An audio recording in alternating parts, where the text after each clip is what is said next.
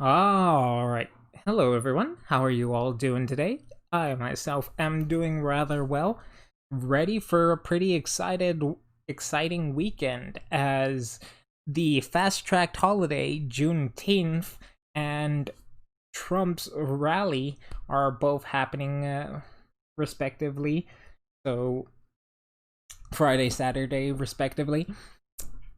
So with Juneteenth coming up, Trump has stated nobody has ever heard of it. Trump claims that he made Juneteenth famous, which really he kind of did because I haven't heard of it beforehand. And we could get into this a little bit. Donald Trump has claimed that he made Juneteenth famous, adding that nobody has ever heard of it prior to the backlash over his decision to hold his upcoming campaign rally on the same date. Which leads me to question why nobody thought to actually make this a holiday until Trump had his rally planned on the same day. Just another example of hypocrisy from all these people, as they don't realize that they could have done something for this a long time ago. And I'm not opposed to the fact of making this a holiday. Why not? We can all use an extra day off. Although it might become more exclusive than that, as Black Lives Matters push for more special privileges for blacks only in the country. Speaking to the Wall Street Journal, Mr. Trump discusses the tensions over his initial decision to hold his first rally in 3 months on 19 June, the day that commemorates the end of slavery in the US. I did something good. I made Juneteenth very famous, Mr. Trump said, referring to news coverage of the rally date. It's actually an important event and an important time, but nobody has ever heard of it. 47 states and the District of Columbia commemorate or observe Juneteenth, according to the Congressional Research Service report released earlier this month. The Wall Street Journal reported the three remaining states that do not formally recognize the 19th of June as a holiday, North Dakota, South Dakota, and Hawaii, have faced calls to acknowledge the date. And eventually they're just going to give in and, of course, make it.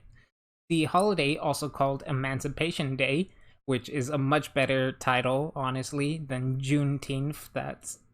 It doesn't really roll off the tongue, does it?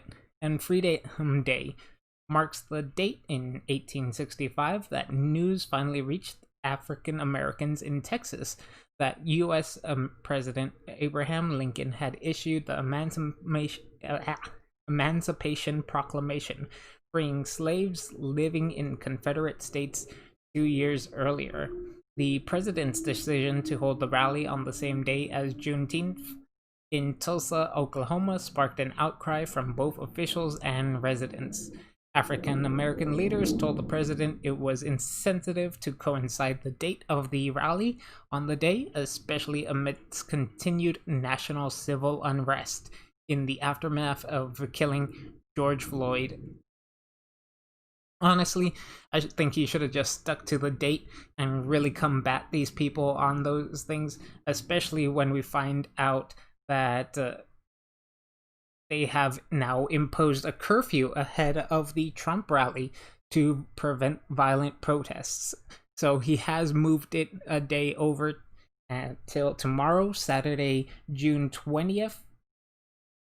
And news media outlets decry what may happen from the Trump supporters, even though that generally violence has come from the other side.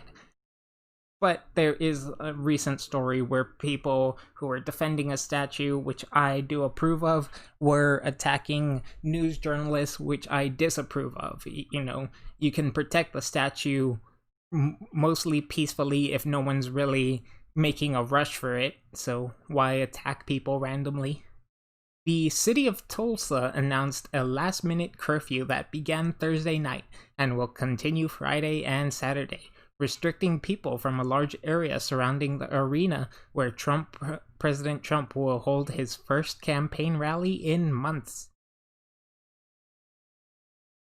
which a lot of people uh, that I follow are excited for. We can't wait to see what kind of comes out of this, because there is going to be quite the exhibition of people decrying that this is going to cause the coronavirus to spread even further, even though there's been the BLM protests happening uh, almost side by side with all of this.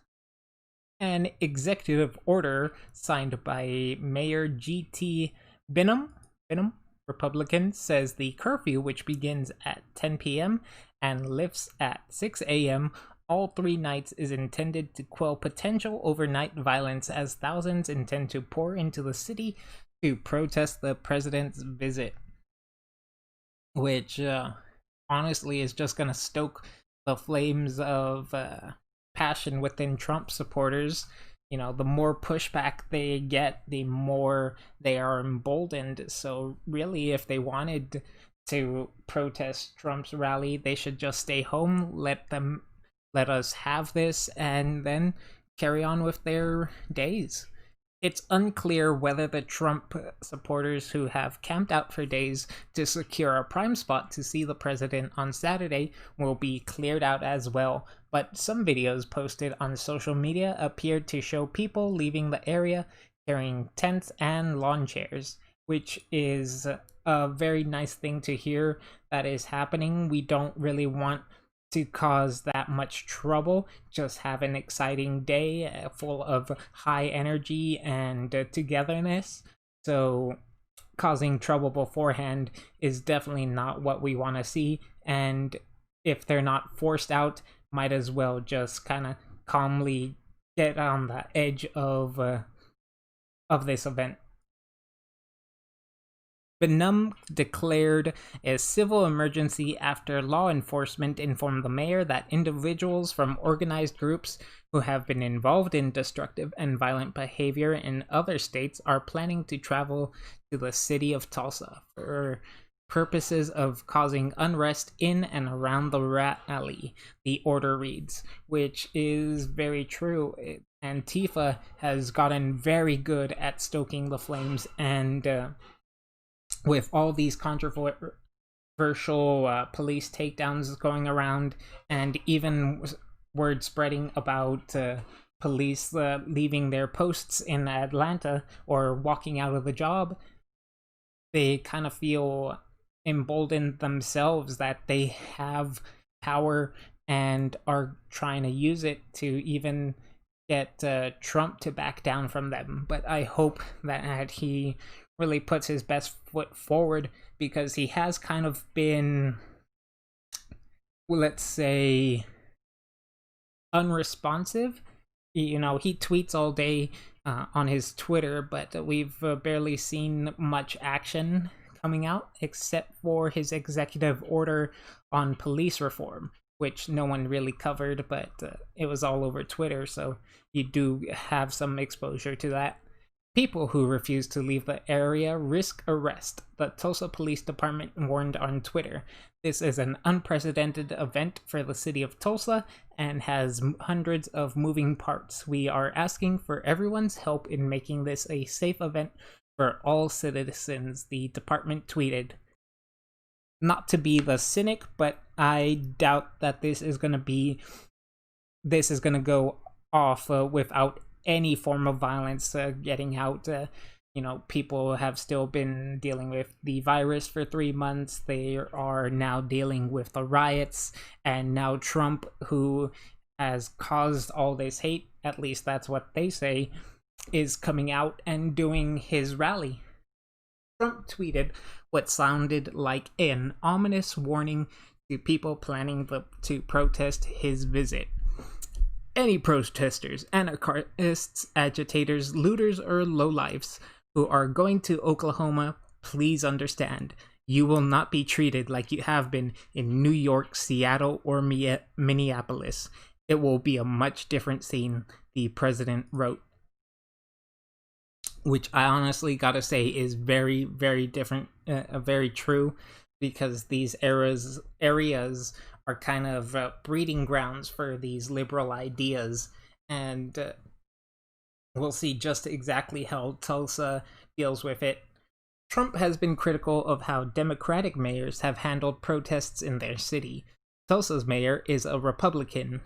Trump's rally, his first since the virus crisis shut down public gatherings, has angered some residents who worry the event could cause a large-scale outbreak. And I don't doubt that there's going to be a bit of a spike, but I think now everybody is not really concerned about the virus. It is pretty contagious, but it doesn't seem to be as harmful as first predicted, or even the following several predictions. It hasn't really been that. It has come down to be almost a severe flu season rather than anything else. They have sued the venue manager, demanded that the arena adhere to social distancing guidelines from the Centers for Disease Control and Prevention or be cancelled. The venue managers have asked the Trump campaign for a detailed plan of safety measures and it will take to prevent the spread of the highly contagious virus. The campaign intends to supply rally goers with masks and hand sanitizer, but will not require attendees to wear them and will not keep attendees 6 feet apart and require social distancing. Which honestly is the way to do it, in my opinion. You can't keep people locked up anymore, especially after the riots. You don't really have an excuse anymore. Oklahoma Republican Senator James Langcourt, who plans to attend the rally, told CBS this morning that he intends to wear a mask most of the time. I assume that I'm going to have it on a lot of the time, he said, but he added that when out in public, he doesn't see many Oklahomans wearing masks. Neither have I, honestly. In the city I live in, not many people wear masks anymore. The people who do wear masks wear them improperly anyways, so it just seems like an insane measure to keep up with. Trump campaign manager Brad Parscale was non-committal on the subject, telling Fox News in an interview Friday that he will probably will be wearing a mask at the event.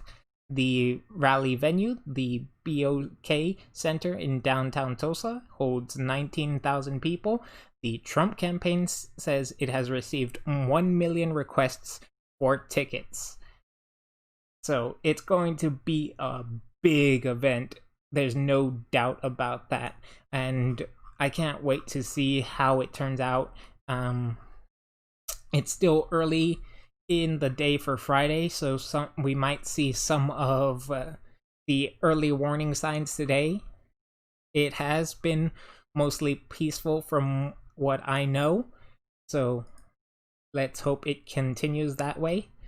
Anyways, if you have any thoughts on what's going on, go ahead and leave those in the comment section down below. If you've enjoyed my content, go ahead and hit the like button. Otherwise, I'll see you guys next time. Take care.